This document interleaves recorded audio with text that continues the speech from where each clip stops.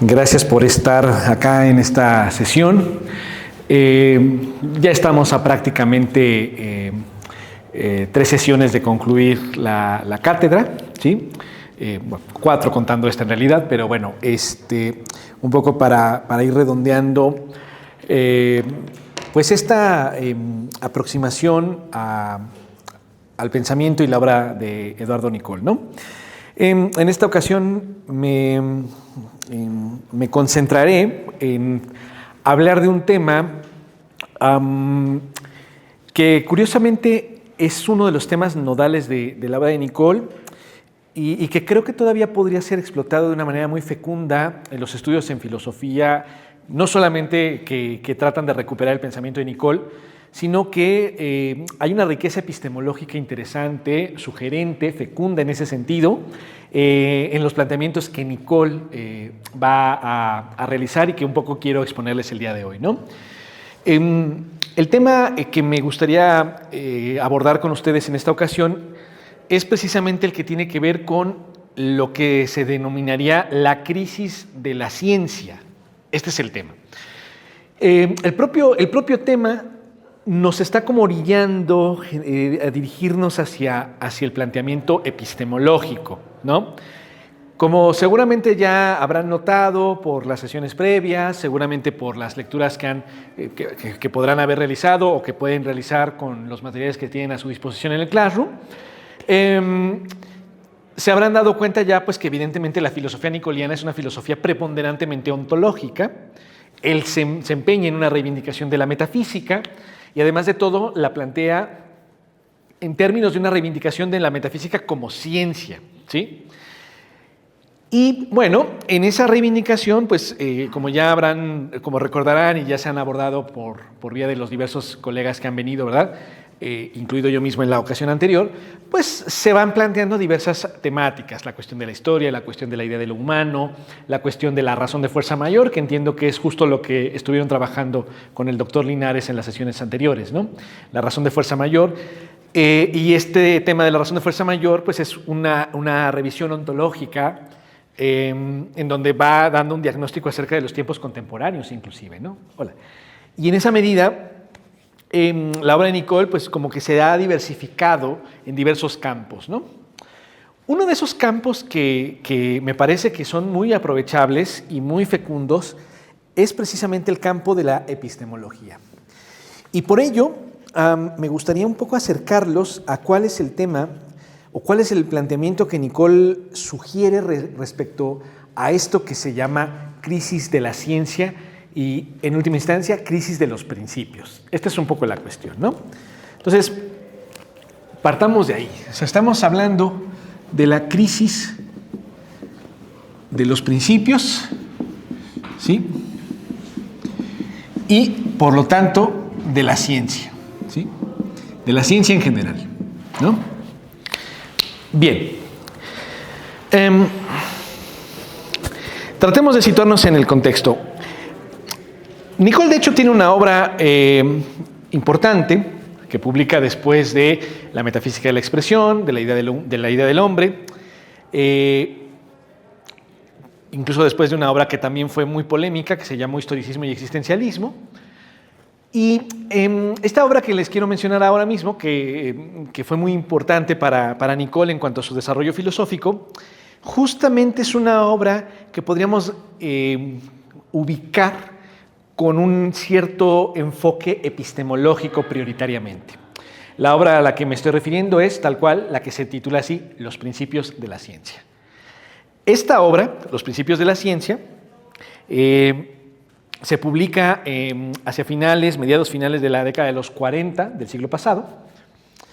Y quisiera decirles que me ha resultado una cosa muy sugerente el hecho de que más o menos por la misma época en la que Nicol publica este texto, Los principios de la ciencia, más o menos en el mismo periodo, publica Thomas Kuhn en Estados Unidos La estructura de las revoluciones científicas. Y es curioso No estoy sugiriendo con esto que Nicole tuvo algún tipo de diálogo con Kuhn, pero sí que me llama la atención que en el mismo periodo hay una cierta toma de conciencia en relación con que algo está pasando con las ciencias naturales, con las ciencias en general, y que amerita ser revisado, ¿no? Y claro, este asunto, sin embargo, no es exclusivo ni de Kuhn ni de Nicole. La famosa crisis de los principios y en general la crisis de la ciencia fue un tópico que abordaron diversos autores en la primera mitad del siglo pasado, ¿sí? Desde el punto de vista de la filosofía, por ejemplo, autores como el propio Edmund Husserl, el gran padre de esta corriente filosófica que se llama fenomenología, también publica un texto, un artículo en realidad breve, en donde justamente trata de dar cuenta de cuál es el sentido del quehacer científico y donde también postula la idea de que la filosofía debiese ser comprendida como filosofía estricta, ¿sí? Como ciencia estricta, perdón, ¿sí? No es el único, insisto, también Heidegger, por ejemplo, plantea los famosos seminarios de Solicón. Los tengo aquí con usted al 10 para las 6, ¿vale? En ese momento, ¿de acuerdo? Gracias, muy amable. En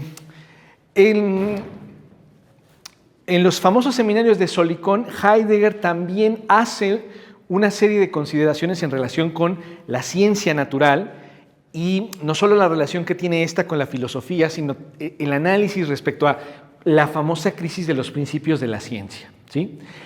Y al interior mismo del quehacer científico hay una gama de autores y de teorías, o mejor dicho, de críticas, que precisamente están también apuntando al diagnóstico de eso que podríamos, repito, caracterizar de manera general como crisis de los principios y de la ciencia, ¿sí?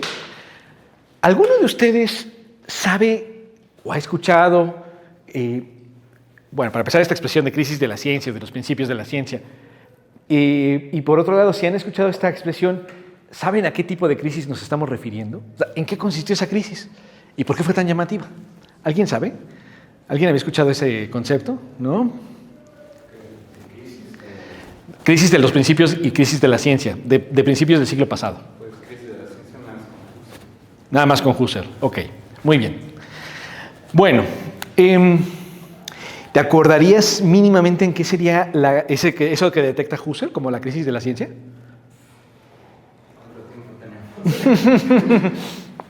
Bueno, en un breve resumen, sintetiquísimo. Brevemente, Husserl lo que plantea es que la ciencia moderna, específicamente de Galileo para acá, básicamente, que es lo que plantea en la crisis de las ciencias europeas, hizo una inversión de lo que debía ser el fundamento de la ciencia, lo invirtió a lo fundado y el fundamento se volvió lo que tendría que ser lo fundado. Muy bien. En otras palabras, básicamente está criticando la matematización de la naturaleza. Muy bien, muy bien. En efecto, Husserl detecta por ahí el problema, efectivamente. De cierta manera, Nicole va a estar en la misma dirección que Husserl, ¿sí? O sea, él también va a plantear que esa inversión en cuanto al procedimiento mismo de la ciencia ha suscitado muchas problemáticas y que incluso ha conducido a callejones sin salida a las propias teorías científicas, ¿no? Y en ese sentido, como les digo, coincidiría con el planteamiento de Husserl. Ahora, un poquito fuera de lo que explícitamente dicen Husserl e incluso el propio Nicole, me gustaría un poco darles el panorama, dibujarles el panorama brevemente también de cuál era la crisis que de hecho estaba pasando en ese momento histórico sobre la ciencia, ¿no? La crisis de los principios y de la ciencia básicamente se sitúa hacia finales del siglo XIX. Hasta acá se sitúa, marcadamente en Europa. Uno de los asuntos que están ocurriendo a finales de este siglo en Europa es básicamente el famoso descubrimiento de la radioactividad.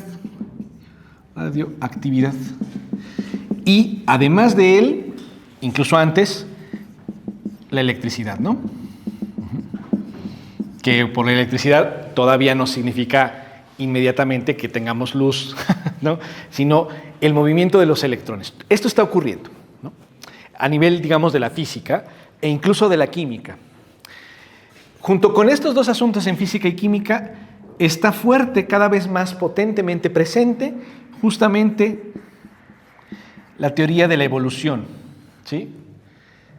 Sabemos, desde luego, que El origen de las especies, obra emblemática, inaugural, fundacional de la teoría de la evolución de Charles Darwin, ¿no?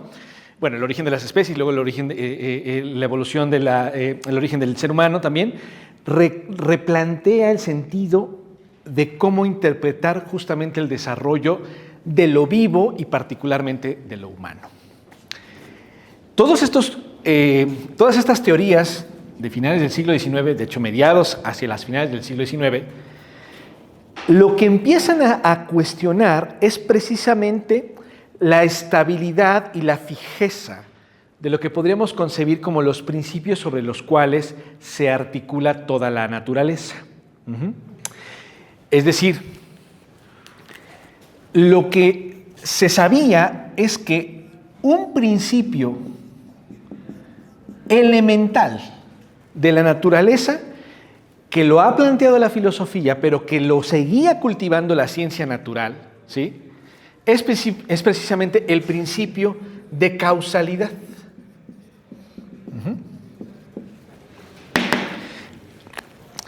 Este principio, que básicamente reza, todo es propiciado, originado, generado por una causa, esto es lo que reza ese principio, ¿verdad? Este principio, que lo ha planteado la filosofía desde antiguo, ¿sí? Seguía siendo, todavía para el siglo XVIII, uno de los principios básicos, si no es que el básico esencial, del quehacer científico, ¿sí? Pero ¿qué pasaba? En los fenómenos de la radioactividad y la electricidad, este principio comenzaba a no aplicarse plenamente. La evolución, la teoría de la evolución, todavía parecía mantenerse más vinculado al principio de la causalidad. Dicho de una manera muy simplificada, perdonen ustedes la simplificación, básicamente podríamos reconocer o suponer o sugerir que todo acto evolutivo es necesariamente un acto de causalidad, es decir, una determinada especie es efecto de determinados factores causales, ¿no? Entonces parecería que todavía la evolución tendría algún tipo de sostén en este principio de la causalidad, ¿sale? Pero como seguramente habrán escuchado por allí tal vez, cuando se comienza a estudiar desde el punto de vista biológico los procesos evolutivos, y también en este sentido se empieza a estudiar la constitución fisiológica y anatómica de los seres vivos, se descubre que estos elementos están presentes en las constituciones biológicas. Y por lo tanto, si esto ya no opera del todo según el principio de causalidad, y esto que no opera del todo en el principio de causalidad se encuentra en la base o adentro inmanentemente de todo el proceso evolutivo, ¿por qué habría de todavía seguir operando la evolución con base en este principio? ¿Sí me siguen? Comienza a haber cada vez más cuestionamiento y los experimentos, las observaciones van dando mayores elementos para decir, bueno, los eventos naturales en realidad están operando por otras razones. ¿Sí? Bien, entonces, empieza a trastabillarse esto. Y en el siglo XX, ¿no? Muy marcadamente, lo que pasa en química y en física es precisamente el descubrimiento o el advenimiento de la teoría cuántica, por un lado, y por el otro lado la teoría de la relatividad, ¿no? No me voy a poner a dar clases de física porque no soy físico, pero mínimamente podemos recordar, es más o menos conocido esto. La teoría cuántica se refiere al análisis de las partículas subatómicas. Es decir, se planteaba, todavía incluso hasta el siglo XIX, que el átomo era la partícula más pequeña que existe en la materia, ¿cierto? Después se descubre que no es verdad, que hay adentro del átomo elementos que tienen su movimiento, su dinámica, etcétera, ¿sí? Y se va a comprender que esas partículas literalmente subatómicas, ¿sí?, operan bajo una regularidad que es completamente distinta a la regularidad que observamos en la experiencia inmediata. Es decir, el plano de lo muy pequeño, lo microscópico, literalmente, lo muy, muy pequeño, no opera según principios habituales de la naturaleza observable. De hecho, el principio con el cual de plano no se opera aquí es este. La causalidad no es lo que ocurre en la física cuántica.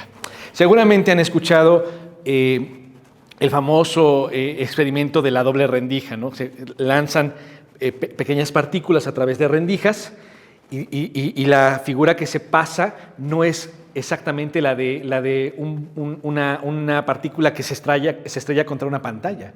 La actividad de esos corpúsculos varía y en ese sentido rompe toda lógica de causalidad, toda lógica de coherencia respecto de lo que pensamos que son los cuerpos en la naturaleza. Por tanto, estamos hablando de otra descripción, otros principios, otro tipo de concepción en este plano que además de todo resulta ser el que constituye a la materia toda. Por otro lado, la teoría de la relatividad básicamente se refiere a los cuerpos macroscópicos, ¿no? La teoría de la relatividad se refiere a los cuerpos enormes, gigantes, básicamente al comportamiento del universo, ¿no? Y en el campo de la relatividad, en donde sabemos que Einstein es el gran genio, ¿no? Lo que se plantea es precisamente que la realidad tiene una vinculación entre la energía y justamente la velocidad de la luz, ¿no?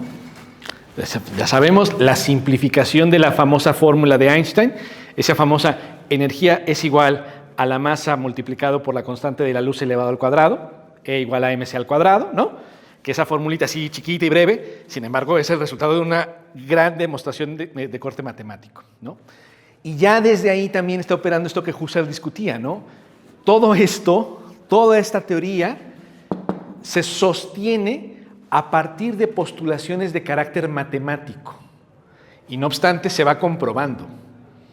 Entonces, la física y con ella la química y la implicación de esto en relación con la evolución, o sea, con la biología, nos va mostrando que los principios que se pensaban estables de la naturaleza no son tales, que hay una especie de lenguaje secreto que se viene descubriendo y que no nos permite plenamente dar con algo así como la unidad de comprensión de la realidad.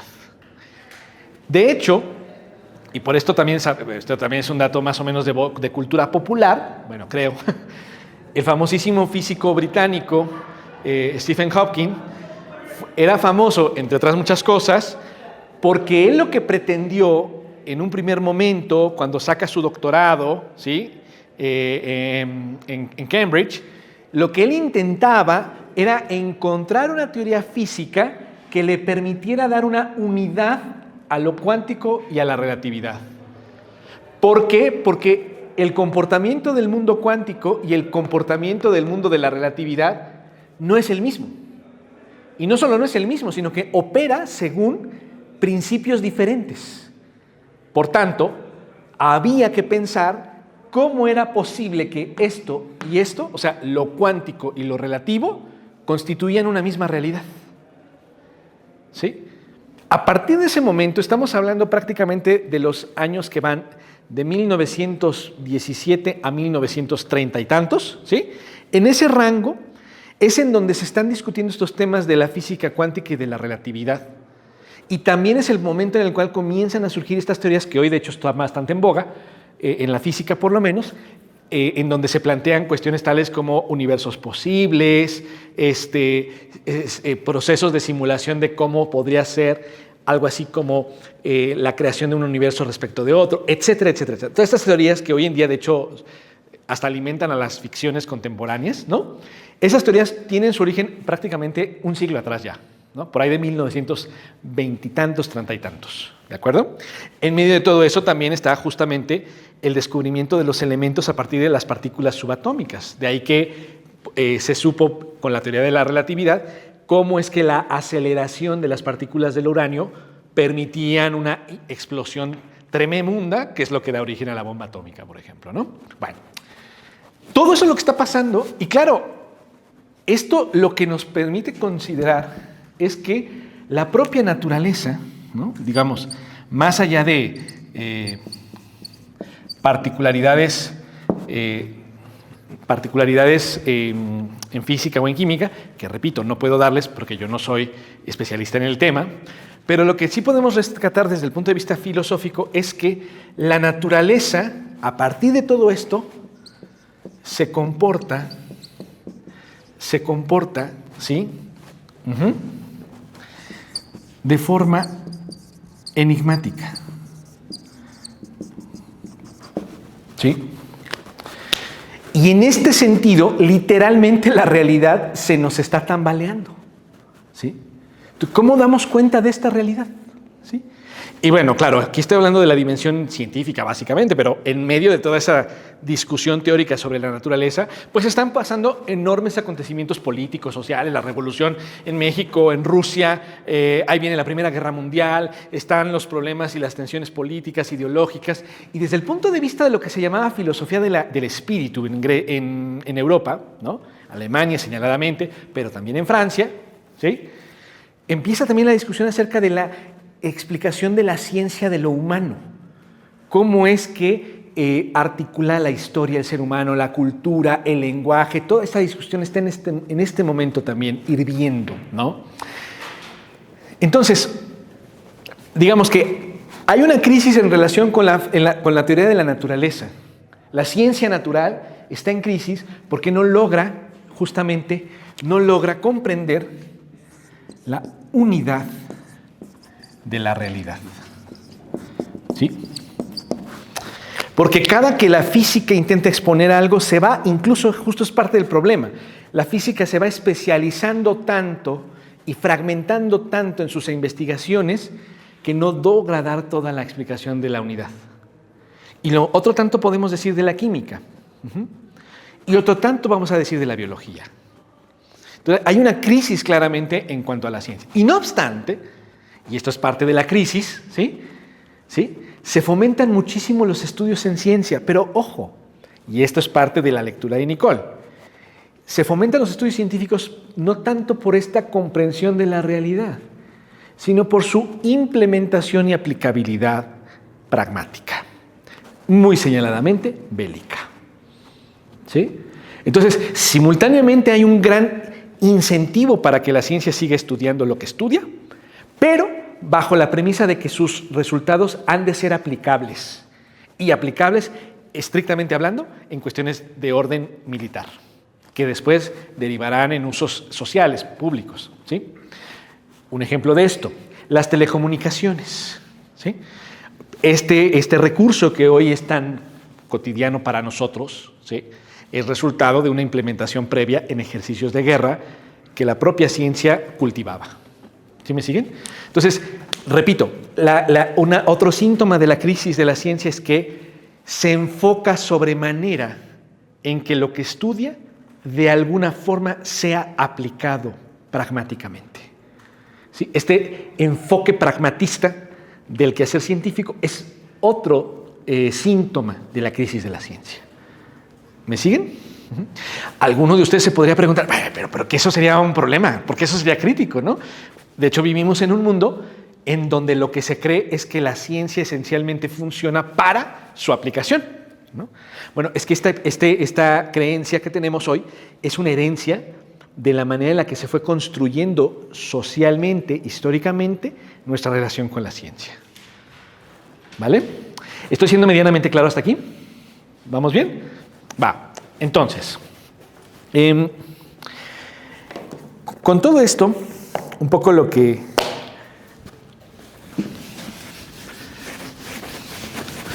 esto último que acabo de decirles, lo voy a volver a escribir, lo voy a volver a poner aquí en el pizarrón. Porque un poco lo que quiero decirles con esto es que justo, digamos que parte de la crisis de la ciencia tiene que ver con que, uno, ¿no?, lo humano y lo natural se hallan escindidos, ¿no? Están divididos. De hecho, finales del siglo XIX, ¿sí?, los filósofos de la cultura, de hecho, el siglo XIX va a ser el siglo, particularmente la última parte del siglo XIX, va a ser el momento histórico en el cual los filósofos del momento van a empezar a hablar mucho de esta, vamos a llamarla de esta forma, nueva vertiente del quehacer filosófico, que se conocerá como antropología filosófica e incluso filosofía de la cultura. ¿Por qué? Porque se va a presuponer que lo humano es literalmente algo que se sobrepone a lo natural. Es decir, por un lado está lo natural, que tendría que ver con lo que de manera necesaria y de forma automatizada, ¿no?, orgánicamente, opera por sí misma, ¿no? O sea, como que la naturaleza tiene su propia legitimidad, su propio orden y opera solita, ¿no? Y sobre esa realidad, que opera automáticamente, autónomamente diríamos, ¿no?, sobre esa realidad acontece un ámbito distinto, el ámbito de lo simbólico, en palabras de Nicole sería esto, ¿no?, de lo simbólico, el ámbito de la cultura. Es decir, lo humano literalmente se encima sobre la naturaleza. De tal manera que lo humano se constituye como por esto, sobre, en el sentido de encima, vaya, lo sobrenatural. Es decir, lo humano se constituye como algo más que puro ejercicio biológico, orgánico y de fuerzas físicas. Entonces, la gran pregunta en relación, o sea, dado ese planteamiento de que lo humano se sobrepone a lo natural, la gran pregunta es, ¿cómo se relaciona lo humano con lo natural? Esta es una primera pregunta, que atañe a que ya no hay claridad en la unidad de lo real, ¿sí? Por un lado es esto. Y por si esto fuese poco, ¿no?, lo natural, por lo que les ponía en el pizarrón hace un momento, lo natural se revela a su vez dividido. Dividido, ¿sí? ¿En qué sentido está dividido lo natural? En el sentido de que por un lado está literalmente lo vivo y por otro lado está lo inerte. Y cuando digo de lo vivo natural pero que no es humano, me estoy refiriendo a todo el ámbito vegetal y animal no humano, ¿no?, que se planteaba que eso vivo, que no es humano, opera según sus propias reglas, sus propias leyes, con una cierta regularidad, ¿no? Bueno, pero por lo mismo que les estaba diciendo hace rato, esto de acá, ¿no?, esto que es natural, pero que no es humano, a su vez responde, o mejor dicho, vamos a ponerlo así, ya no responde a leyes universales. ¿Se ve? Y por otro lado, lo humano tampoco está respondiendo a leyes universales, ¿sí? Es decir, ya no hay, ese es el gran tema, este es el gran problema, este es el gran problema de la crisis, ¿no? Ya no se aprecian principios fundamentales de lo real. Este es el problema. Este es el problema. Me voy dando a entender mínimamente. Estoy dibujando con una brocha que es un poco gorda, pero es un poco difícil sintetizar varias ciencias y varias teorías, no solo filosóficas, sino científicas, en un lapso además amplio, ¿no? Finales del siglo XIX y principios del XX. Grosso modo, digámoslo así, podríamos enunciar la crisis como este gran problema. ¿Se va apreciando el asunto? ¿Dudas, preguntas hasta aquí? ¿Vamos bien? Bueno, igual síganlo masticando y si quieren un poquito más adelante, ¿no? Bueno, muy bien. Entonces, Nicole, desde luego es heredero de todo este periodo, su contexto es este, ¿sí? Y precisamente Nicole considera,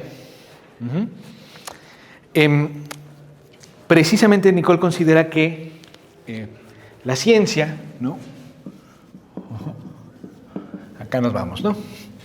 Nicole considera que la ciencia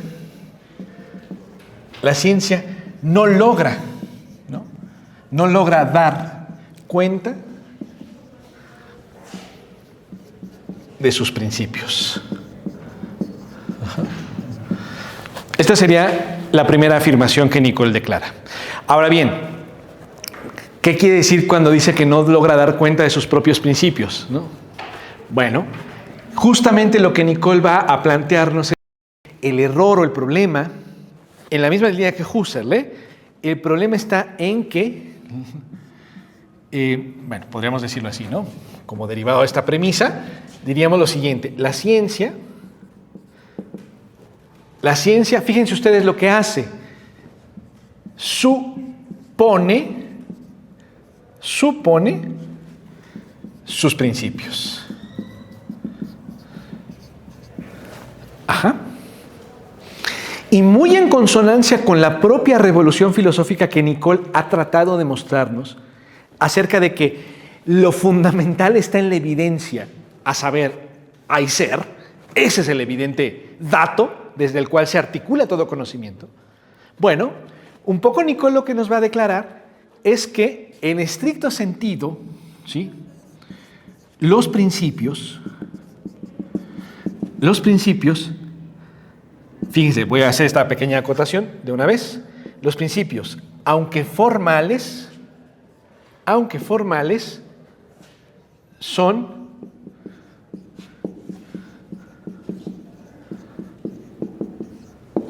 evidentes. ¿Ok? Bien. Esto es un poco lo que Nicole va a plantear frente a la crisis que muy genéricamente estoy esbozándoles. ¿Vale? ¿Vamos bien hasta aquí? ¿Sí? Ok. Bueno. ¿Puedo borrar esta parte de acá? Bien.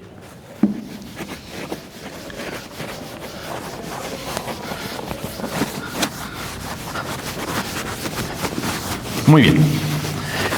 Fíjense ustedes. Aquí, tal vez sería muy conveniente que a lo mejor alguno de ustedes ya tenga la cosquilla, y si no la tiene, con deliberada provocación la voy a propiciar yo. Cuando hablamos de principios, ¿de qué estamos hablando? Sí. ¿Perdón? De metafísica, bueno, en cierto sentido sí, pero un poquito más allá de que la palabra principio se asocia con metafísica. Déjenme ponerle con otra expresividad la cuestión.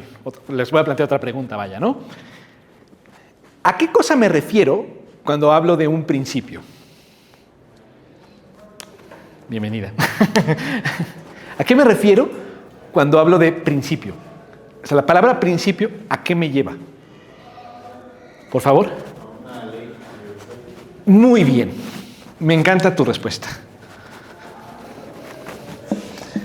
Fíjense ustedes que desde el punto de vista de la metafísica, aquí sí vuelvo a la metafísica, ¿sí? Desde el punto de vista de la metafísica, la palabra principio, ¿sí?, suele estar cargada de un significado ambivalente. O sea, tiene dos valencias, esto es lo que quiero decir. ¿De acuerdo? ¿Por qué? Porque la palabra principio, permítanme decirlo de esta manera, la palabra principio a veces se interpreta como sinónimo de fundamento. ¿Sí? Y claro, cuando hablamos de un fundamento, nuestra mente no puede evitar pensar que me estoy refiriendo a una cosa que está como en el fondo de la realidad, literalmente. Y esa cosa que está en el fondo de la realidad es la que explica toda la realidad, digamos, ¿no? Ejemplo de principio, pero interpretado como fundamento. Cuando hablamos desde el punto de vista biológico del ser humano, solemos decir que nuestro principio es el genoma humano. Es una comillas, cosa, ¿verdad? Un algo que es lo que diferencia, distingue y en última instancia explica a lo humano. ¿De acuerdo? Entonces, se usa la palabra principio a veces como origen, como fundamento. A veces, la palabra principio, un poquito se me escapó ahorita, a veces también la planteamos como origen. Y aquí el asunto es que la palabra origen solemos interpretarla en un sentido temporal o cronológico. O sea, literalmente suponemos cada que hablamos de origen, bueno, no sé si cada que hablamos, pero muchas veces cuando hablamos del origen de, lo que solemos interpretar es que estoy hablando de un momento en el pasado. De hecho, actualmente, mucha gente cree, cuando hablamos, por ejemplo, de la teoría del Big Bang, que estamos hablando de un momento pretérito, ya lejísimos de nosotros, que fue el momento en el que hizo boom el cosmos, o nuestro cosmos, y por eso estamos aquí, ¿no? O sea, interpretamos origen como eso, ¿no? Que ya pasó. Bueno, también se usa la palabra principio en ese sentido. Pues ya llevamos dos, como fundamento, como origen en sentido cronológico. Desde el punto de vista de la ontología, cuando decimos origen, ¿sí? O sea, la palabra origen, quiero enfatizar esto, que también es ambivalente, ¿no? La palabra origen significa momento en el pasado, pero también significa, agrego ahora esto, origen significa sustancia, cosa, esencia que constantemente está emanando para hacernos ser quienes somos. Entonces ahí el origen no está en el pasado, sino que se encuentra ahora mismo, pero continuamente operando para sostener nuestra entidad. Ajá. Esta es un poquito más complicada.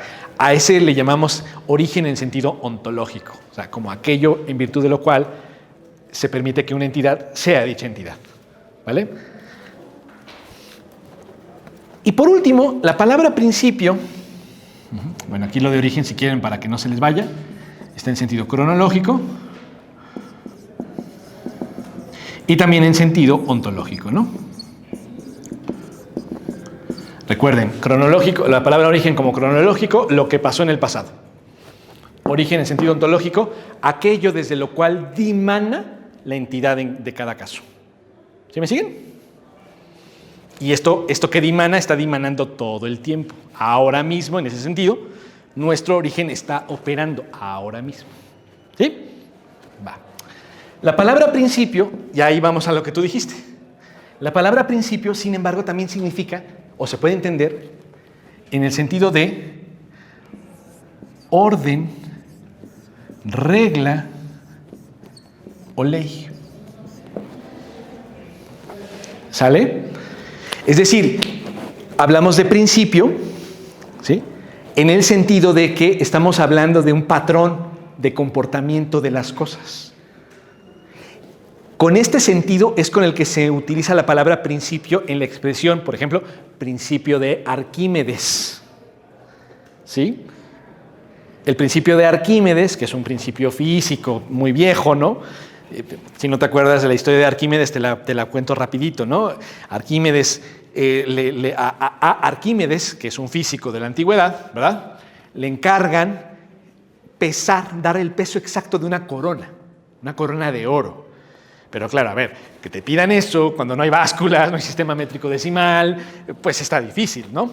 Es un poco como dime la hora exacta sin reloj y básicamente basándote en el sol. Digo, para nosotros es hoy difícil eso, ¿no? Bueno, y Arquímedes no sabía muy bien cómo hacerle. Entonces estaba muy agobiado y estresado porque, claro, se lo ha pedido un rey y si no le cumple, en ese entonces no cumplir con una tarea te implicaba jugarte la vida, ¿no? Entonces, el pobre Arquímedes, estresadísimo, decide tomar un baño. Porque ¿qué hacer cuando estás estresado? Tomar un baño. Un baño de tina, además. Entonces, en una tina, llena la tina de agua y se mete a bañar. Y se percata que justo cuando entra, se desborda el agua. Y al percatarse de ese suceso, de ese fenómeno, es cuando grita el famoso ¡Eureka! ¿Sí? que es algo así como bienaventuranza, ¿sí? Buena onda, ¿sí? Esa expresión es famosa porque un poco lo que Arquímedes reconoce es que, claro, si yo coloco un cuerpo de agua e introduzco un cuerpo sólido, la masa que introduzco es la masa que se recorre. Esto quiere decir que no es posible que dos volúmenes ocupen el mismo espacio. Por tanto, si un volumen ocupa un determinado espacio, el volumen de ese cuerpo, justamente el mismo volumen, será desplazado del otro cuerpo. En este caso, el aire o el agua. ¿Sí me siguen? Y esto se cumple en cada caso, es decir, es un comportamiento regular. En ese sentido, es una regla, es un patrón. Por eso es un principio, es una ley. ¿Sí? Lo mismo podemos decir de los principios en un sentido lógico. Cuando hablamos de principio de identidad, cuando digo principio de identidad, evidentemente no estoy diciendo o no quiero decir el origen de mi identidad, ¿no? Además, el origen en un sentido temporal, no me importa eso.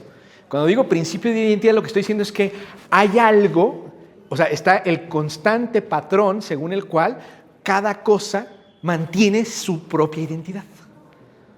¿Sí? Los principios en esa medida son leyes, reglas. ¿Me van siguiendo? Bueno, en este tenor, como se podrán dar cuenta, la propia palabra principio conlleva varios sentidos y además diversificados. O sea, significa esto, pero también puede significarlo en este sentido o en este, y además también significa esto. ¿Sí? Entonces, en estricto sentido, cuando hablamos de crisis de los principios de la ciencia, de hecho, fíjense ustedes, estamos reconociendo que la realidad no nos permite saber cuál es el fundamento de todo, tampoco nos permite reconocer con facilidad cuál es el origen ontológico de todo, y también está en crisis cuál es la regla de todo. Esto es lo que está en crisis. ¿Sí? Hace rato les platicaba justamente de cómo en la física la teoría de la relatividad y la teoría cuántica operan bajo lógicas distintas, es decir, operan bajo órdenes, regímenes de principio distinto, y lo que se intentaba era dar una teoría que unificara todo. Justo lo que no hay es un orden o regla del todo. Este es el tema, este es el problema. ¿Sí? Entonces, para Nicole, y en esto otra vez está siguiendo muy de cerca a Husserl, pero no solo, es decir, los filósofos de este periodo se van dando cuenta, y en ese sentido están dialogando con los científicos de la época, de que el gran problema es que los principios, ¿sí? O sea, digámoslo así, lo voy a poner de este lado, ¿sí?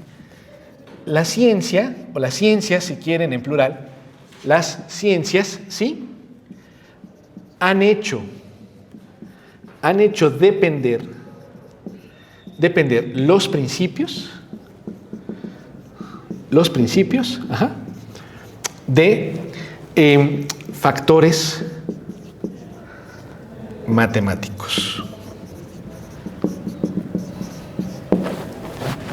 Este es el problema, efectivamente. Y claro, se había creído con Newton, por ejemplo, ¿no?, que toda la realidad opera según principios de la geometría y principios de la aritmética. ¿Sí? Entonces, si toda la realidad, ¿sí?, tiene como fundamento lo matemático, tiene como origen ontológico lo matemático, tiene como principio o como regla, ley u orden lo matemático, ¿verdad? Parecería que estamos ante algo muy estable, y lo que se revela es que la propia manera de comportarse de la realidad no obedece a lo matemático. O peor todavía, que los avances matemáticos me revelan que la realidad no es unitaria. ¿Qué hacemos ahora? ¿Sí me siguen? Este es el problema desde el punto de vista teórico de la crisis de los principios en la ciencia. ¿Estoy siendo medianamente claro? ¿Dudas hasta aquí? ¿No? Ok. Ahora, frente a esto, otra vez retomamos lo que plantea Nicole. Los principios, en tanto factores matemáticos, son de carácter formal, ¿sí? Claro, Nicole concede que los principios son formales, pero el asunto está en que cuando yo quiero forzar a que los principios formales de la realidad sean matemáticos, lo que estoy declarando implícitamente es que los principios no los puedo ver con los ojos. Naturalmente no los puedo escuchar con los oídos, olfatear con la nariz, saborear con la lengua, ni tocar con el cuerpo, ¿verdad?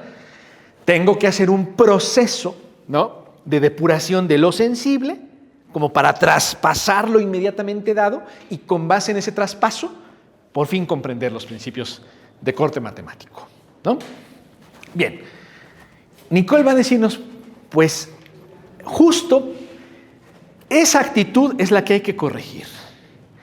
Y por ello Nicole, en esta obra que les mencioné, Los principios de la ciencia, lo que recomienda es volver a los presocráticos, a los primeros filósofos, Tales, Anaximandro, señaladamente Anaximandro, Heráclito. Volver a Heráclito, piensa Nicole. Volver también a Parménides incluso, ¿no? Con todo y que Nicole ha señalado que Parménides ha escindido el ser del tiempo, ¿no? A pesar de ello también hay que volver a él. Pero sobre todo le interesa volver a los milesios, a Heráclito, ¿sí?, incluso a pensadores tales como Empédocles, Anaxágoras, etc.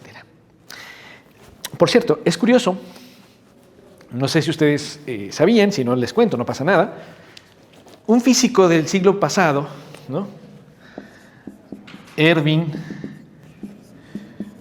Schrödinger, ¿no?, Erwin Schrödinger,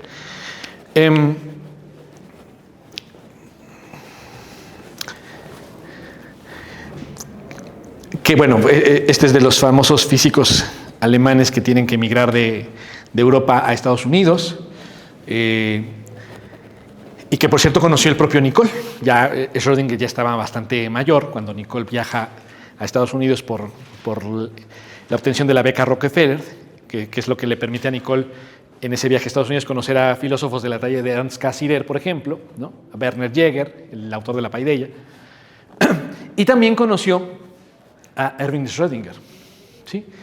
No es que haya tomado clases, digamos, o no muchas, o no lo declara abiertamente Nicole, pero sí lo conoció. Y Nicole mismo comenta, esto está registrado en un pequeño artículo de prensa que publicó Nicole en la década de los 40, bueno, en 1940, Nicole comentaba que le parecía muy llamativo el hecho de que Erwin Schrödinger, ya siendo bastante mayor y habiendo sido el gran referente de la física cuántica del siglo pasado, reconociera, pese a los grandes avances teóricos de la física, que lo que había que hacer en ese momento era volver a los presocráticos. Y de hecho, efectivamente, Schrödinger tiene un pequeño libro, un pequeño tratado, en donde él comenta desde el punto de vista de la física a los presocráticos, a los milesios, incluso Heráclito, Empédocles y demás, ¿no?, a los atomistas, Leucipo, Demócrito. Schrödinger tiene un libro tal cual que se llama así, Los presocráticos. Es un tratado muy breve.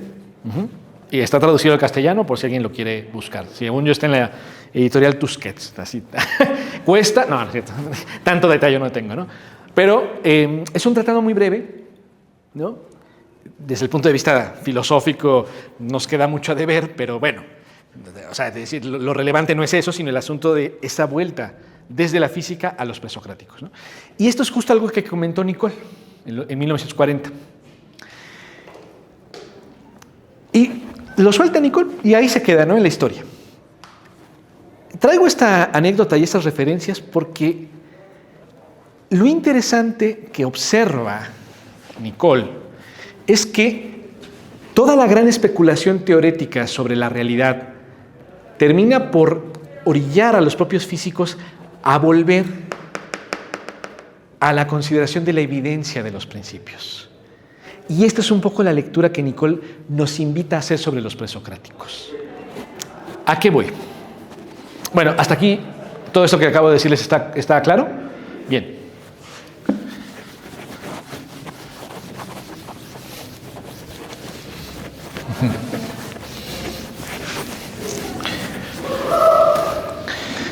La vuelta a los presocráticos.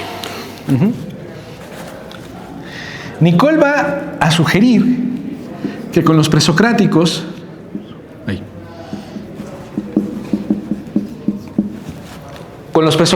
un poco lo que tenemos es precisamente la primera expresión que además se ha logrado albergar a través de los fragmentos que nos han sobrado o legado, ¿sí? La primera expresión de la evidencia de los principios de la realidad, ¿sí? Estos principios creo que ya se los han mencionado en otras sesiones, no viene mal recordarlos, los famosos principios de la ciencia. El primero, uno de los principios de la ciencia es, fíjense ustedes, unidad y comunidad de lo real. Segundo principio, muy parecido, unidad y comunidad de la razón.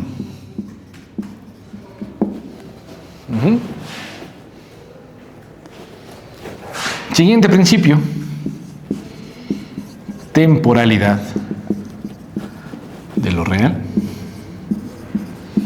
¿Sí? Ya los tienen anotados por ahí en sus apuntes en las sesiones pasadas, ¿se acuerdan? A ver, vean si que sí vamos bien o no. Unidad y comunidad de lo real, unidad y comunidad de la razón, temporalidad de lo real. El cuarto, a ver. ¿Alguien por ahí? Estoy casi seguro que yo estuve en una sesión donde se los dieron. ¿No? Busquen.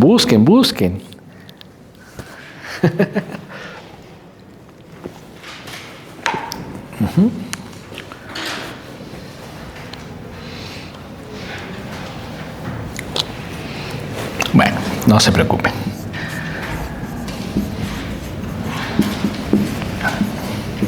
Estamos muy vinculados a esto, ¿no?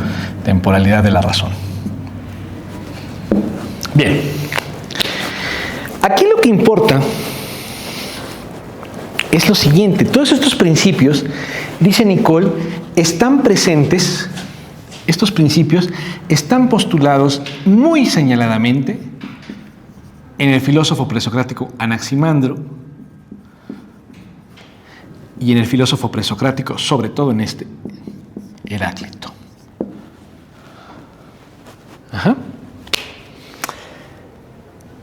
¿Por qué? Y por cierto, estos principios los formula Nicole en ese tratado que les mencioné, Los Principios de la Ciencia. Y en ese mismo tratado, al final, el propio Nicole ofrece una traducción de fragmentos tanto de Anaximandro como de Heráclito, en donde dice él que aparecen de manera implícita los famosos principios de la ciencia.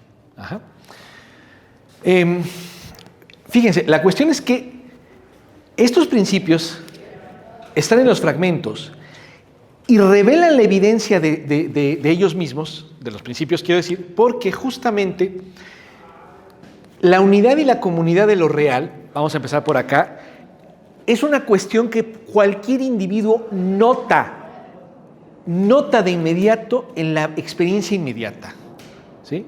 Es decir, literalmente la unidad y comunidad de lo real, o sea, la realidad, ahorita por realidad vamos a entenderla en un sentido amplio, generoso, quiero decir, aquello otro que no es mi mente, ¿sí? Aquello que capto, ¿sí? Todo lo que está en torno a mí, ¿sí? Eso se me representa como uno, es decir, una unidad, que, ojo, unidad no significa uniformidad, homogeneidad, ¿sí?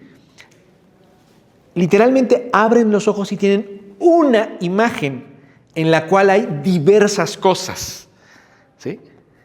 Literalmente la realidad es una y es además común.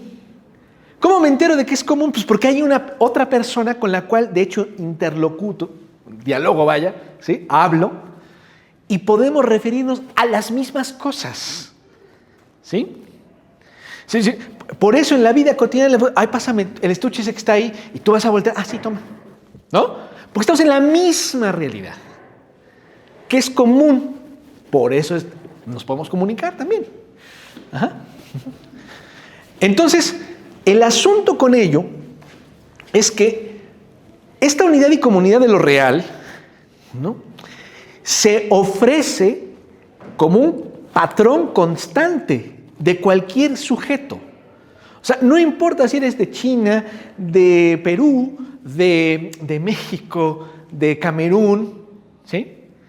En tanto humanos, nos percatamos de que estamos en la misma realidad. En ese sentido, porque es la misma realidad, es común y es una. Y aquí no tengo que ofrecer una abstracción matemática.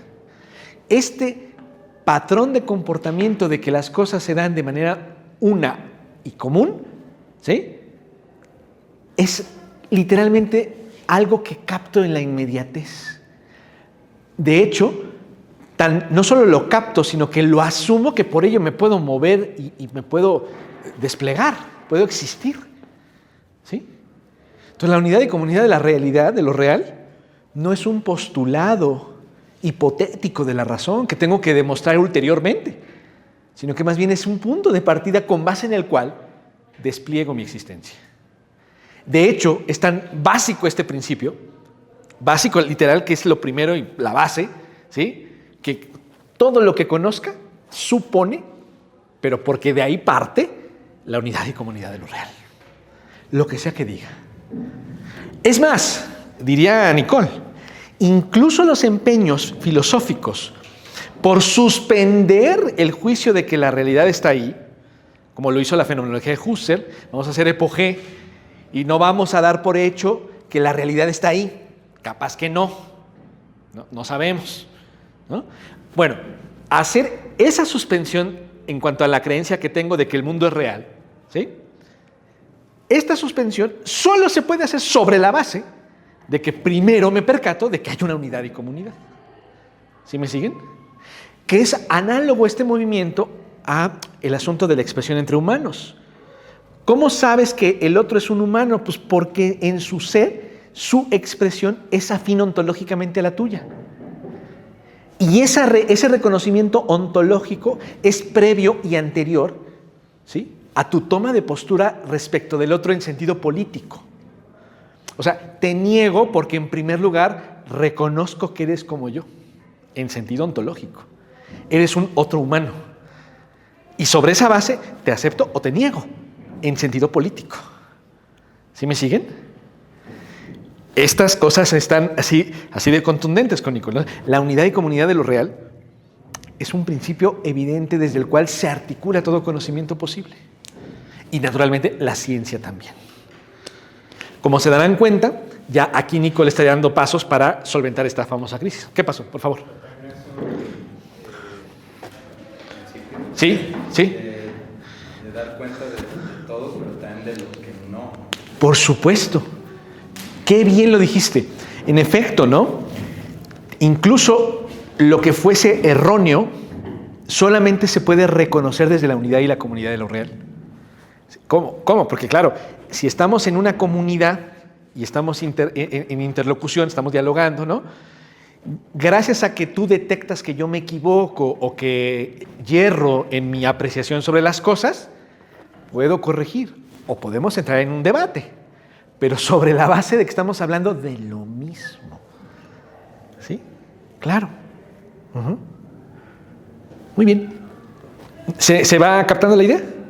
Lo mismo tendríamos que decir en relación con la unidad y la comunidad de la razón. Claro, acá, fíjense ustedes, ¿no? Es decir, de hecho Nicole lo plantea así como lo real y la razón, pero podríamos declarar que lo real para Nicole es el cosmos o la physis, ¿no? En sentido griego, ¿no? La realidad, eso otro respecto del individuo humano, que en última instancia también es el individuo humano. O sea, a pesar de que Nicole hereda esta manera de pensar a lo humano muy del siglo XIX, ¿no? Nicole también va a considerar que el ser humano es un ser sobrenatural. O sea, que se coloca como por encima de la naturaleza. Y Nicole después va a matizar la cosa. Bueno, sí es sobrenatural, pero en el sentido de que el humano, por el logos, desdobla la naturaleza. O sea, hace más a la naturaleza. ¿Y ese más en qué consiste? En hacer de lo natural objeto de lo simbólico. Y lo simbólico es eso, ese plus, digámoslo así, respecto de la naturaleza. Ejemplo concreto de lo que quiero decir. Sin decir palabras, yo reconozco un objeto. ¿Sí? Este que estoy palmando sin su consentimiento, discúlpame. Este objeto, que todavía al hacerle así no nombro, ¿verdad? Ahí está presente, de bulto literalmente, ¿verdad? Pero cuando le digo pilar, ¿sí? Cuando le digo, pues sí, de hecho es un pilar, no hay de otra. Cuando yo lo llamo pilar, la palabra pilar hace que esto sea más que solo, ¿sí? ¿Por qué? Porque cuando digo pilar, hay un plus respecto del objeto que acabo de palpar. Y ese plus, su nombre, esa es la realidad simbólica, que en tanto humano me permite hacer más de lo que está presente. Se desdobla la realidad. ¿Sí me siguen? Y de hecho, cuando digo pilar, ya no estoy nombrando solo a este concreto, sino que en cuanto le digo pilar, la palabra pilar de hecho está nombrando y como que resuena todo pilar posible. O sea, no solo es ese, sino también y los de los otros salones y los de cualquier otro edificio. Porque pilar no es solo este concreto. Sí. ¿Perdón? Además, por supuesto, el ámbito simbólico de la palabra desdobla lo material y hace que sea más que material. Impresionante, diría Nicole, ¿no? Por supuesto. Híjole, dijiste hermoso. Claro, poético en el sentido griego de poiesis, de creación, por supuesto. Todo el ámbito simbólico es recreación de lo dado naturalmente. Y por eso se desdobla, ¿no? Porque lo poético dimana de lo matéricamente ahí presente. Y separándose de él, vuelve a él también, pero de otra manera. ¿Sí? Sí, por favor. De la poesía, perfectamente, estos de ahí, pues hablaron en forma poética. Claro, claro. Anaximandro y Heráclito, particularmente Heráclito, sin duda, ¿no? Claro, totalmente. ¿Sí me siguen? Ahora, el asunto de la unidad y la comunidad de la razón. Por razón, acá Nicole lo que está entendiendo es logos. Palabra y capacidad racional, capacidad de creación de conceptos. ¿Sí? Entonces, no solamente me percato de que estoy en la misma realidad que ustedes, que además no solo es la misma, sino que es una, aunque albergue diversidad de cosas, ¿sí? Una y común, sino que también me percato de que esta realidad está ordenada, ¿sí? Tiene un orden. Es decir, hay un logos que es común. Heráclito aquí está clarísimamente presente, ¿no? Heráclito tiene el famoso fragmento, el B1, ¿no? A pesar de que esta razón es una y común a todas, ¿no? La mayoría de los hombres se tornan incapaces de comprenderla después de haberla oído y creen que su logos es el mero mero, casi que estoy aquí absolutamente parafraseando, ¿no? Es decir, Heráclito ya nos ofrece esta idea de que la realidad entera no solo es una y común, sino que además está ordenada, tiene un mismo logos. Pero si esto fuese poco, también ocurre lo que tiene que ver con la palabra del humano. Es decir, yo puedo articularme con otro a través del habla y en ese sentido emplazar una comunidad vía lógica. ¿Sí me siguen? O sea, cuando digo vía lógica estoy pensando en sentido etimológico. Vía a través, lógica, logos. La comunidad dialógica es a través de la palabra. Emplazamos a comunidad a través de la palabra. Y en ese sentido reconocemos que podemos darle voz, darle sentido a articulación verbal al orden que captamos a la vez. Entonces el orden, la unidad y comunidad de lo real se complementa y enriquece con el orden y comunidad de la razón. Y tan es común y una la razón que por ello somos capaces de explicar los fenómenos que atañen a todo ser humano y que atañen a nuestra relación con cualquier parte de la naturaleza. Por eso puedo explicar en China, Timbuktu, Camerún, qué sé yo, Costa de Marfil, las Malvinas, en cualquier punto, puedo explicar por qué ocurre que el sol sale por el horizonte cada día. ¿Sí me siguen? Porque el orden de la realidad se puede expresar con las palabras. El idioma varía, pero el acto lingüístico no. Ajá. Y yo puedo dar razón en ese sentido de la misma realidad. Por lo tanto, la razón, el logos, o sea, no la razón la que calcula, la que hace cifras, la implica, pero no la agota en eso, ¿no? La razón es esta capacidad verbalizante, poética, de justamente constituir sentido, y es un sentido común. No es nada más lo que yo creo, aunque también lo implica. ¿Sí me siguen? Entonces, hay una comunidad de lo real y una comunidad de la razón. Y hay también una temporalidad, tanto de lo real como de la razón. Es decir, me doy cuenta de que ese orden es un orden de sucesión, inevitablemente. Siempre todo ocurre según un primero y un después. Primero, después. ¿Sí? Incluso cuando hablamos de simultaneidad, o sea, nosotros podemos postular la simultaneidad, pero somos incapaces de vivirla.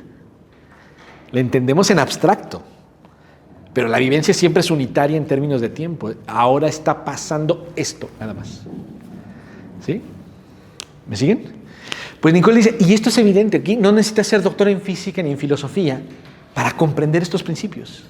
Estos son la base, piensa Nicole, que ya los presocráticos habían postulado y que en estricto sentido permitirían replantearnos la unidad de lo real, la unidad que se siente en crisis.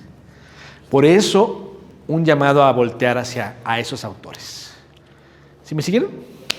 ¿Preguntas, dudas hasta aquí? ¿Vamos bien? Por favor. Esto de la idea de comunidad de la razón. Sí. En Nicole específicamente. Sí. En la idea del hombre Sí. habla un poco de esto en cuanto que la razón, dice, no es la razón del ser humano. Claro. Para dar cuenta de lo real, sino que hay una razón real. Pero a mí todavía no me queda claro a qué se está refiriendo con esto. Con eso de Una razón que no es la humana. En específico, porque ahora que lo estuvo explicando,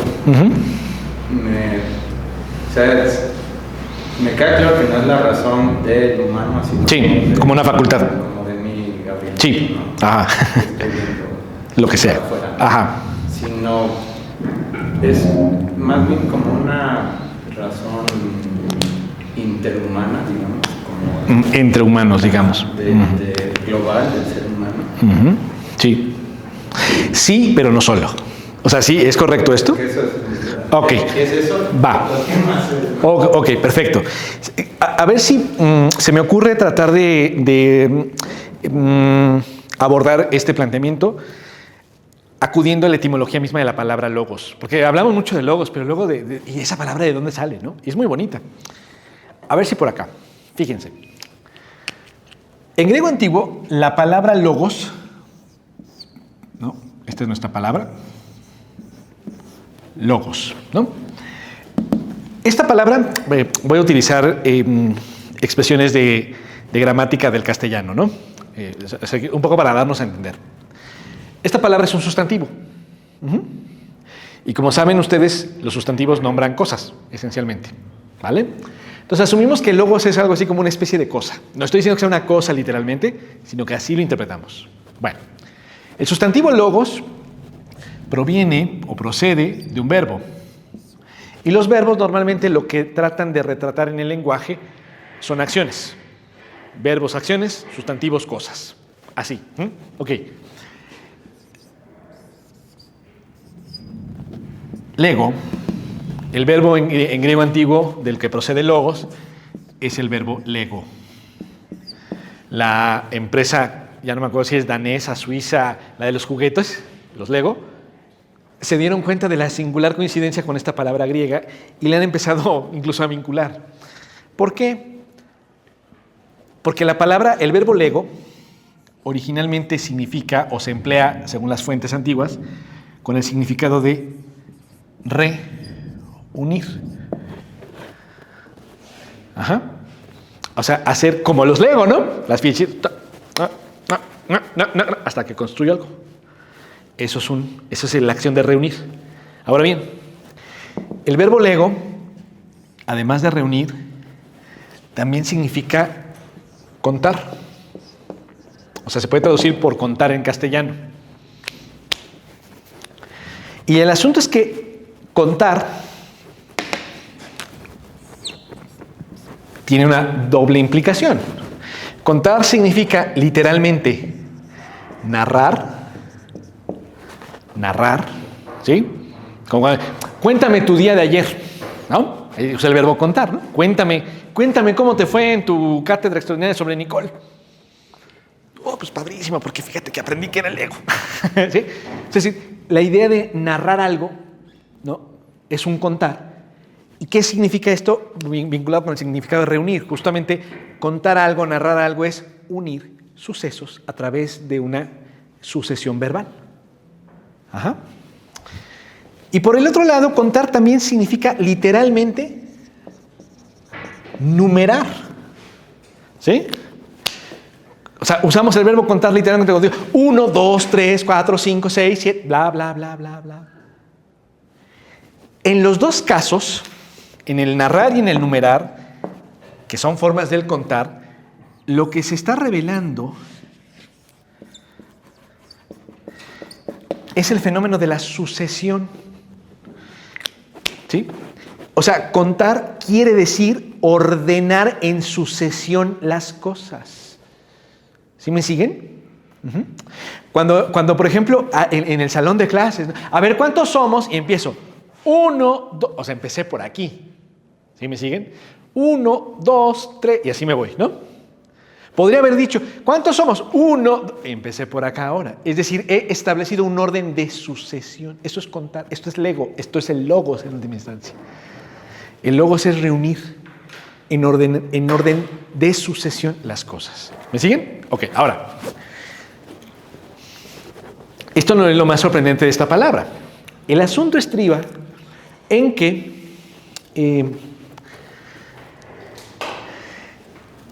nos percatamos de manera evidente e inmediata, los individuos, las personas, con nuestra facultad singular sin duda, pero como es una facultad que compartimos, en ese sentido es logos también, o sea, estamos entre logos, tú, yo y todos aquí presentes, ¿no? Porque tenemos la misma capacidad, ¿no? Nos percatamos al observar este mundo que como que la propia realidad se mueve en sucesión. De ahí que al captar esa sucesibilidad, perdonen el terminajo, el barbarismo que acabo de postular, ¿sí? Como me doy cuenta de esa sucesión que hay en el mundo, en el entorno, mejor dicho, lo que reconozco es que justo este entorno también se mueve como si fuese un cuento de la propia realidad. Entonces, yo como humano, tú como humano y cualquier persona aquí presente, en tanto humano, humana, ¿verdad? Al observar esa sucesión, lo que reconozco es que este mundo posee logos, o sea, orden sucedáneo. Y aquí me voy a ir un poquitito, con base en estas ideas que estoy diciéndoles, a la palabra, a dos palabras en latín.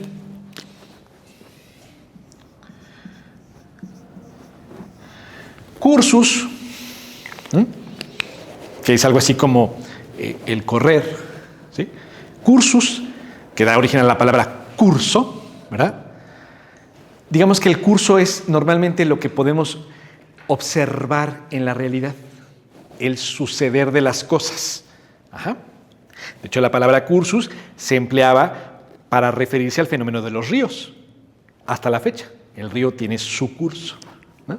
Bueno. Y la cosa simbólica que nosotros los humanos usamos para tratar de perseguir el curso se llama, por eso, discursus. Es decir, la capacidad lingüística del ser humano e incluso la capacidad mental del ser humano, ¿qué trata de hacer? Seguir, plegarse al curso de las cosas. La realidad del mundo se sucede y nosotros tratamos de plegarnos a ese suceso. Curso, discurso. Y en los dos casos es un sucederse, logos acá y logos acá. es un orden temporal. ¿Me siguieron? Esta es la idea de la temporalidad de lo real, que está vinculada a su vez a la unidad y comunidad de la razón. Unidad y comunidad de la razón, ¿en qué sentido? Bueno, como muy bien decía Gabriel, como decía Gabriel, no es nada más mi capacidad lógica solita, ¿no? No, totalmente. Es que tienes una capacidad que es semejante, porque es la misma que tenemos todas y todos. Compartimos logos. Ajá. Lo ejercemos de maneras singulares, cada quien, eso sí, ¿no?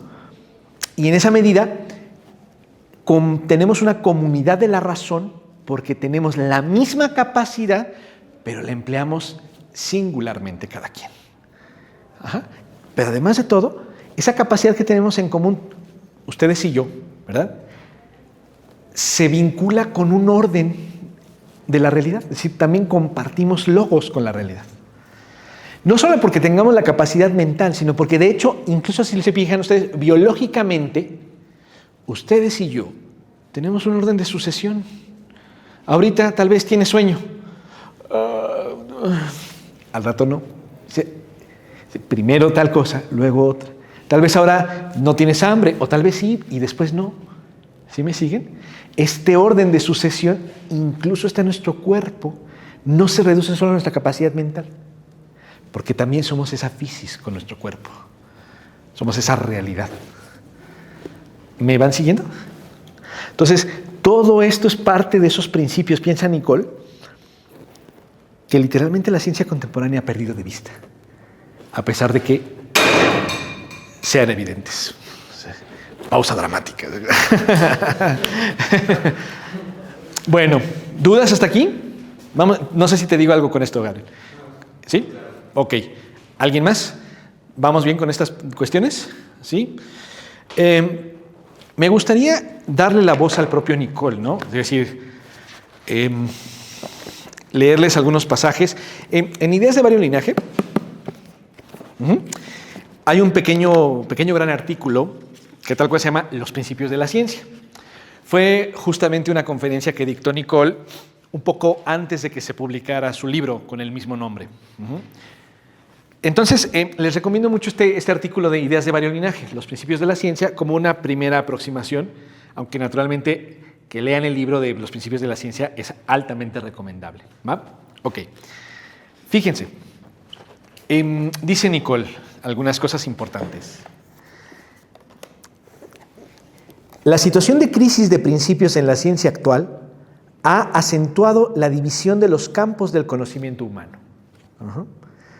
Desde la fenomenología de Husserl, ninguna filosofía ha intentado presentar una teoría del campo unificado del conocimiento. O sea, aquí hay un reconocimiento explícito de Nicole a ese empeño de Husserl, del que hablábamos al inicio de la sesión, porque Husserl efectivamente escribe La crisis de las ciencias europeas, ¿sí? Ese texto, que originalmente era un trabajo breve, sin embargo terminó siendo un ensayo largo, digamos, ¿no? Quizá en efecto sea como de los últimos ejercicios teóricos desde el filosofar por tratar de esbozar una propuesta de unidad de la realidad, ¿no? Y unidad, por lo tanto, de la ciencia. Por eso Nicole reconoce que desde Husserl quizá no se ha vuelto a tratar de hacer eso, de dar una idea unificada del conocimiento, ¿no? Y por lo tanto de las ciencias. Dice Nicole, ¿no? Inclusive la misma fenomenología mantenía la tradicional separación entre el conocimiento precientífico y el conocimiento científico, ¿no? Claro, porque esta es una división también muy antigua, ¿no? O sea, le decimos conocimiento precientífico, pues a eso que más o menos uno intuye, a esos saberes que más o menos conocemos, dominamos, pero que no necesariamente suponen una explicación rigurosa de los fenómenos. A esta última es a la que, de manera muy general, llamaríamos explicación científica. Mientras que el otro, pues, es una opinión, un parecer, más o menos una pericia e incluso un dominio de determinados factores o determinados campos, ¿no? Pero nada más. Continúa Nicole. Una teoría de los principios que logra establecer la unidad fundamental de la ciencia tiene que revelar al mismo tiempo la continuidad del conocimiento. desde las aprehensiones más primarias hasta las construcciones simbólicas más elaboradas. La ciencia en nuestros días progresa, de hecho, sin fundamento de derecho. Los propios científicos se han ocupado de este problema del fundamento, pero ninguna ciencia particular puede establecer los fundamentos de su legitimidad en su propio campo. Los principios de la ciencia son comunes a todas las ciencias, ¿no? El problema tiene que plantearse, por tanto, en el campo de una ciencia primera o universal, o sea, en el campo de una metafísica renovada. ¿Ven? Concuerda, es muy coherente Nicole con todo su planteamiento, ¿no? Me voy a saltar algunas líneas. Acá, bien. Dice Nicole, ¿no? El hecho de que los supuestos principios sean históricos ya permite reconocer que no son auténticos principios. Justamente el descubrimiento de la historicidad en general de toda construcción teórica, de todo sistema categorial, es lo que ha producido la situación de crisis en la ciencia contemporánea. ¿Sí? Resalta Nicole la siguiente expresión: el avance de los descubrimientos positivos de una ciencia pone en crisis el sistema categorial que sirvió de fundamento teórico para esos mismos descubrimientos. Hasta ahí el énfasis de Nicole. Continúa. La disyuntiva que presenta la situación de crisis es la siguiente. O sea, Nicole sintetiza en una disyuntiva la crisis de la ciencia, ¿no? O de los principios. O bien no existe un cuerpo de principios universales y permanentes, primer camino de la disyunción, ¿no? Y entonces la ciencia se construye sobre la base de un sistema de convenciones transitorias y arbitrarias. O bien, otro camino, existe ese cuerpo de principios, pero es imposible descubrirlo con los métodos de trabajo específicos de ninguna ciencia particular. ¿Sí? En este punto, es bien importante, en cierto sentido, quizá no lo hice y debía haberlo hecho más explícito, pero ahora mismo reparamos ese inconveniente. Ay, bueno, ya.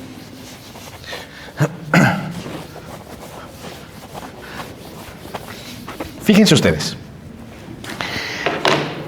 Hace rato, cuando les trataba de sintetizar la crisis de los principios de la ciencia, ¿sí? Justamente lo que les planteaba es que los descubrimientos de las nuevas teorías tornaban cuestionables los principios sobre los que, de hecho, se supone que se habían articulado. Es decir, dicho de manera más explícita, es más, me voy a permitir decirlo de esta manera. Fíjense ustedes. Hay avance en la ciencia. ¿Qué quiero decir con que hay avance? Hay nuevos descubrimientos, nuevos postulados, teoremas, etc. ¿Sí? Dado que hay avance de la ciencia, ¿sí? Porque hay avance de la ciencia, ¿sí? Se descubre o se descubren, ¿sí? Nuevos fenómenos. Nuevos fenómenos que no logran explicarse, ¿sí? Explicarse con los principios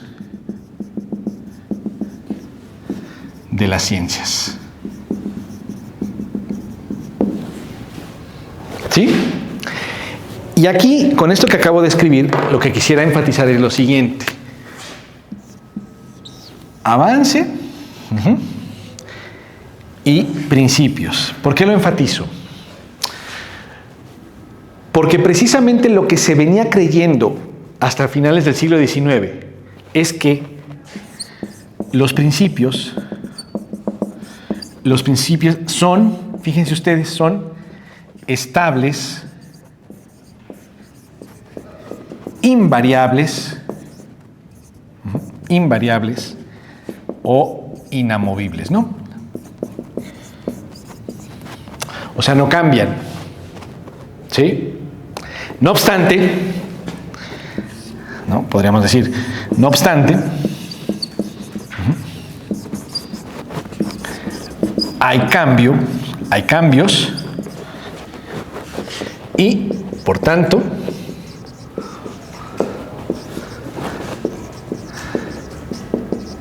se requiere superar, voy a poner con comillas lo de superar los principios.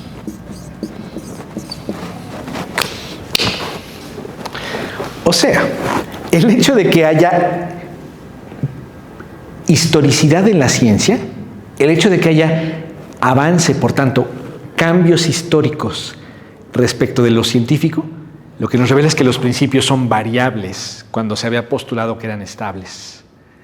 Y entonces, o no hay principios estables, ¿sí?, o tenemos que conciliar lo histórico con los principios. Y esto es justo parte de lo que está planteando Nicole. Hace rato que estábamos hablando del logos y del curso y del discurso, de cierta manera ya estábamos adelantando justamente la postura de Nicole. Es perfectamente compatible, sin caer en contradicción, que existan principios que se mantienen no al margen o en lugar o a pesar del cambio, sino que los principios se dan con el cambio. O sea, los principios son la constancia de los cambios, no lo que se opone a los cambios, ¿sí? Que haya unidad y comunidad de lo real, que haya unidad y comunidad de la razón, es algo que se da aunque la época histórica sea distinta. Por lo tanto, puede haber cambios históricos y, no obstante, principios estables que coincidan con esos cambios.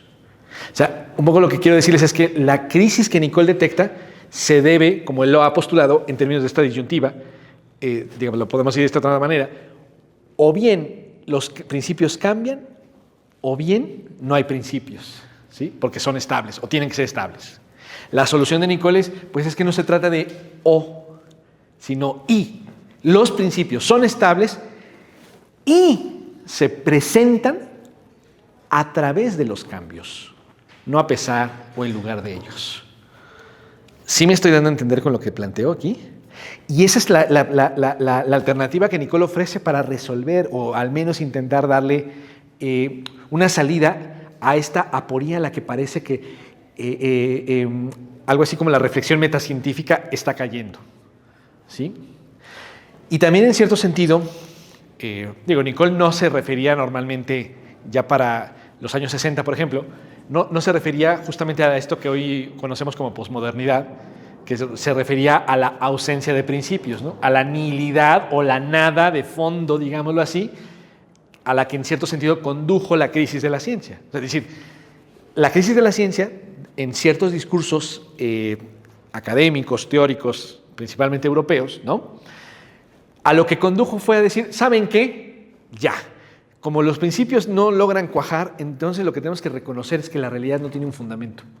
No hay, ahí está el nihilismo, ¿no? No hay una sustancia última. No hay leyes universales. ¿Qué es lo que hay? Pues casuística, accidentalidad, circunstancialidad, etcétera, ¿no? Bueno, esta toma de postura, Nicole no la va a aceptar tampoco. Él va a tratar de pensar, no, sigue habiendo un orden, pero esto no quiere decir que se trate de una cosa fija, pétrea, inamovible, ¿no?, sino que se trata de un orden que perfectamente coincide con el cambio. Es una estructura dúctil, es una regularidad que persiste con la variación misma de la realidad, no en lugar de ella o sin ella. ¿Sí me doy a entender mínimamente con lo que estoy planteando? Por favor. Es que sí, o sea, sí se entiende muy bien, pero aquí me surge una duda justo por eso, porque entonces está diciendo que hay un marco en el que se puede mover ese cambio, Sí. pero está de cierta manera ya establecido. O sea, a lo mejor no del todo, pero sí hay como un rango de acción de esos cambios. Sí, pero digámoslo así, que esos cambios no son determinables de antemano. Déjame plantear con tu mismo ejemplo lo siguiente. Vamos a hiperreducir las cosas con fines didácticos. Imaginemos que estamos hablando literalmente de un marco cuadrado, ¿no? Desde el punto de vista tradicional, ese marco cuadrado se impone a la materia y le da la figura cuadrada, y no hay manera de alterar esas 4 líneas. Lo que estaríamos diciendo con Nicole es que las líneas estas son perfectamente dúctiles. Siempre hay líneas, pero no son rígidas, no son así de cuadradas, no necesariamente tienen que ser rectas, empiezan a variar, cada cual. Podría convertirse luego en un círculo, luego en una figura que no sabemos cómo se llama, pero con esas mismas líneas. Las líneas delimitan, pero nunca de la misma manera. Y sin embargo, siempre hay líneas. Los límites, las reglas, la estructura se mantiene con los cambios. No en lugar de ellos o a pesar de ellos, sino con los cambios. Y eso es lo que le da unidad y estabilidad a la realidad. Es que podríamos hablar como si se tirara de un lado y del otro una cobija. Ajá. Entonces, obviamente de aquí, la jalamos, ya no va a ser un cobija para este lado. Claro, podría ser. Ajá. Entonces sí, realmente no existe más que la cantidad que ya hay, por decirlo así.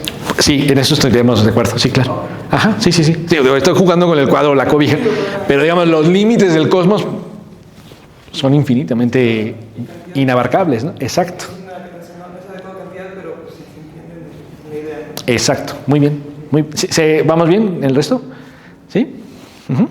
Bueno, entonces fíjense, por eso es que Nicole lo que va a postular es una convergencia entre lo histórico-temporal y los principios de la ciencia. O sea, a lo que va a derivar es esta idea de una estructura que es dúctil, constante y no por ello literalmente pétrea o imposible de adecuarse, digámoslo así, ¿no? Bien, fíjense. Uh-huh. Nicole dice lo siguiente, ¿no? Los principios son inmutables. Aquí lo que quiere decir es, esas líneas son inabortables, ¿no? Las líneas de la figura siempre van a estar allí. En ese sentido son inmutables, o sea, no pueden desaparecer, ¿no? Los principios son inmutables, dice, porque son verdades de hecho. Cuando decía esto de verdades de hecho, quiere decir que son evidentes. Los hechos los captas, evidentemente, ¿sí? Bien. No son teorías ni hipótesis los principios, fíjense. Pues son hechos, pues los estoy captando, me estoy percatando de que suceden las cosas. No estoy planteando, oye, ¿y qué tal que todo es una sucesión? No es una conjetura. Estoy notando que todo es una sucesión. ¿Se ve la diferencia? O sea, es como cuando ves a tu amigo o amiga después de un rato y te has percatado de que ha cambiado físicamente, ¿sí? Y ya si entras en diálogo, incluso hasta podrías decir, oye, yo no sabía que ahora eres de la generación Z. ¿Sí? Es decir, podrías notar también ese cambio hasta desde el punto de vista intelectual, ¿no? ¿Sí? Bueno, justamente un poco lo que estamos haciendo es reconocer que notamos esos cambios, no los estoy conjeturando. Entonces, bueno, quiero ver si voy entendiendo. Por favor. Respecto a los principios de los presocráticos, que es la unidad y comunidad tanto de la razón como de lo real. Como de lo real. Sí. Entraría, o bueno, Nicole lo estaría usando como dentro de lo estable, mientras lo que es temporalidad de lo real y temporalidad de la razón es el cambio o lo histórico. En realidad estamos hablando de dos aproximaciones del mismo fenómeno. O sea, justo todo se da en unidad, ¿no? Sí, se va dando lo histórico, pero eso histórico siempre es unitario y compartido. Siempre hay unidad y comunidad, no importa la época en la que te encuentres, ¿no? Y es decir, se va dando el suceder del tiempo, pero ese darse del suceder del tiempo siempre es en una unidad y en una comunidad. Nunca es exactamente la misma comunidad, la misma ideología, por si quieres cambiamos la palabra, ¿no? Pero siempre hay una ideología. Siempre hay, eso es lo constante, por eso es principio, ¿no? Siempre hay unidad, comunidad, temporalidad. ¿Sí? No sé si te digo algo con esto. ¿Más o menos? Va. Fíjense. Dice Nicole, ¿no? Los principios son inmutables porque son verdades de hecho. No son teorías ni hipótesis, sino que expresan situaciones reales y objetivas de un orden fundamental y universal. O sea, siempre pasa y además pasa en todos lados. Ese es lo fundamental y lo universal, ¿no? Continúa Nicole. Por ello constituyen las condiciones sin las cuales del conocimiento en general. Lo mismo el científico que el precientífico. O sea, un poco lo que les decía hace rato, ¿no? Percatarnos de que las cosas son y dejan de ser, o sea, que hay una temporalidad, hay un orden de sucesión, que estamos siempre en una realidad y que además estamos en una unidad de la razón, ¿sí? Esto siempre, siempre, siempre está en la base de cualquier tipo de conocimiento. El de la simple opinión o el de las teorías más sesudas de Einstein y de Schrödinger y del que tú quieras. Estos principios, por lo tanto, no solo operan en las teorías científicas, sino que de hecho son principios para la vida misma. De hecho, sin esos principios la vida misma no se podría articular. Siempre vivimos con esos principios y con ello desplegamos nuestra existencia, ¿sí? Por lo tanto, por eso desde hace rato, no tengo que ser doctor en física ni en filosofía para captar estos principios. Enunciarlos, darles esta formulación de unidad y comunidad, bueno, a lo mejor ahí sí, el estudio filosófico, pero en realidad esto de lo que les habla Nicole, pues ya lo sabían en cierto sentido. Es más, casi que les pude haber dicho, oigan, es que dense cuenta que es unitario y es común. En más de uno podría haber sido, pues sí, ¿no? Obvio. Ya sabía. ¿Sí me siguen? Tal vez no lo habíamos hecho explícito, pero ya lo sabían. Porque ya lo habían reconocido. Es un hecho, no es un postulado. ¿Sí me siguen? Continúa Nicole, ¿no? ¿Cómo puede un hecho ser principio?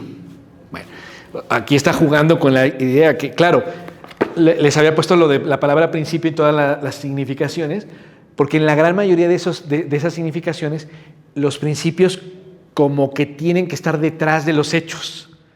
Y ahora lo que Nicole está planteando es que los principios son hechos, ¿no? O sea, es parte de esta revolución, que tanto como decir que son evidentes. Lo capto así nomás, sin un método, una metodología súper precisa y puntual, ¿sí? Me doy cuenta de ellos, ¿sí? El campesino, repito, no tiene por qué tener un doctorado ni en física, ni en ingeniería, ni en agronomía siquiera, para saber cuándo sembrar y cuándo cultivar. Punto. Comprenden perfectamente ese orden. Y lo mismo, gente que se dedica al ganado o gente que se dedica al cuidado de las plantas, los árboles, las flores, ellos saben perfectamente qué les pasa. No necesitan estudios ulteriores para reconocer esta unidad y comunidad del orden de la naturaleza, ¿no? Por ejemplo, ¿no? Es fácil advertir, dice Nicole, que no todos los hechos tienen el mismo rango. Hay hechos que son privilegiados por su propia y manifiesta eminencia principal. Desde luego, ninguno de ellos es lo que se ha llamado un hecho bruto, un fenómeno completamente aislado, sin relación objetiva con otros fenómenos reales. Los hechos se dan en conjuntos, ¿sí? Podemos decir en campos. Aquí está jugando Nicole con esta expresión que es de la física del siglo pasado, la teoría de los campos, ¿no? Es decir, el concepto de campo en física se emplea para hablar de una unidad extensa. De hecho, hoy por hoy se dice que la gravedad no es solo una fuerza que se representaba antes con vectores, con flechitas, ¿no? Que van para abajo, sino que la gravedad es como una especie de gran campo, es decir, como hoy en día lo representan plásticamente como una gran sábana, como el espacio. Entonces un cuerpo en la sábana hunde esa sábana y eso curva ese espacio y por ello hay atracción. Pero cuando hay atracción pasa como la colcha, ¿no? Cuando hay atracción acá se resiente en el otro extremo del cosmos. ¿Por qué? Porque la gravedad es todo un campo. ¿Sí me siguen? Bueno, este concepto de campo lo trae Nicole a la filosofía y piensa precisamente esto, ¿no? Los hechos son un campo, no son hechos aislados. La hechura del mundo es un gran campo. El mundo en su pluralidad son hechos. Es un hecho de varias cosas. ¿Sí me siguen? Bueno, por razones de tiempo vamos a interrumpir un poquito las citas de Nicole para ir cerrando. Fíjense, ya lo que estaría diciéndonos Nicole con todo esto que les he planteado es que la crisis de la ciencia lo que tiene que abandonar para superar su propia situación crítica es precisamente esta reticencia y esta renuencia a los hechos, a la evidencia. Y dentro de esta evidencia, una evidencia que es crucial. ¿Cuál? Pues que justo el conocimiento es también histórico. O sea, los principios de la ciencia no pueden ser formulados hoy e inamovibles en el resto del tiempo. Los principios pueden ser formulados hoy, pero se tienen que seguir manteniendo a través de los cambios de la historia. Y en esa medida, los principios tienen que ser temporales, porque hay una temporalidad de la razón, ¿sí? Que coincide con la temporalidad o la variabilidad de la propia realidad, ¿sí? Es decir, la realidad se nos revela como siendo la misma, pero de manera ordenada, con un cierto orden, que se puede comprender epocalmente. Y esto lo que nos permite saber es que la ciencia siempre puede dar razón de la misma realidad, aunque mediante expresiones distintas, mediante reconocimientos particulares de la situación del caso, pero nunca pensando que eso no tiene nada que ver con lo anterior. ¿Sí? Esto último que acabo de decirles, fíjense ustedes, coincide con uno de los postulados elementales de esta otra obra del gran filósofo Thomas Kuhn, la estructura de las revoluciones científicas. Thomas Kuhn trata de explicar cómo es posible que la ciencia cambie si los principios que tiene son supuestamente universales e inamovibles. Y lo que plantea Kuhn es que debemos pensarlo en términos de un esquema en virtud del cual se postula siempre un paradigma científico que comienza a tener crisis, y esto exige que se cambie, se cuestione el paradigma, se genera un nuevo paradigma y estamos en un nuevo mundo, en una nueva comprensión de la realidad.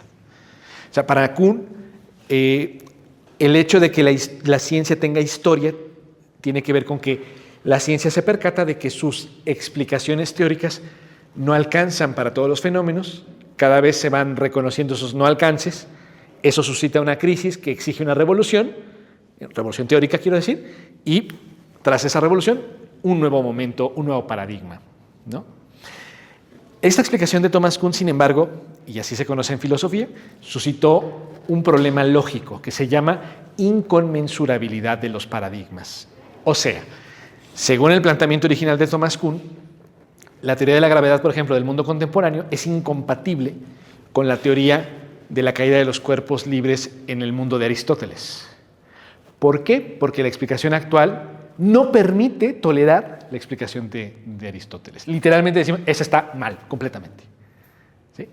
Bueno, Nicole diría, no es que esté mal aquello porque ahora estamos en lo correcto, sino que el mismo fenómeno que es que un cuerpo caiga, en aquella época se formulaba como caída natural de los cuerpos.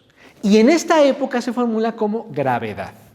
No es que esto es lo correcto y aquello es lo falso, sino que el mismo suceso se expone en aquel momento de cierta manera y ahora de esta otra.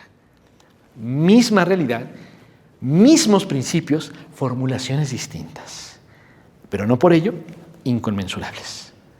¿Se nota la idea? ¿Sí? Bueno, pues colegas, esta es un poquito esta aproximación al tratamiento epistemológico de los principios de la ciencia de Nicole. Les recomiendo mucho en verdad esa lectura de ese texto. Y bueno, pues si no hay nada más, pues cerramos la sesión del día de hoy. ¿Sale? ¿Alguna pregunta hasta aquí con esto que acabamos de decir?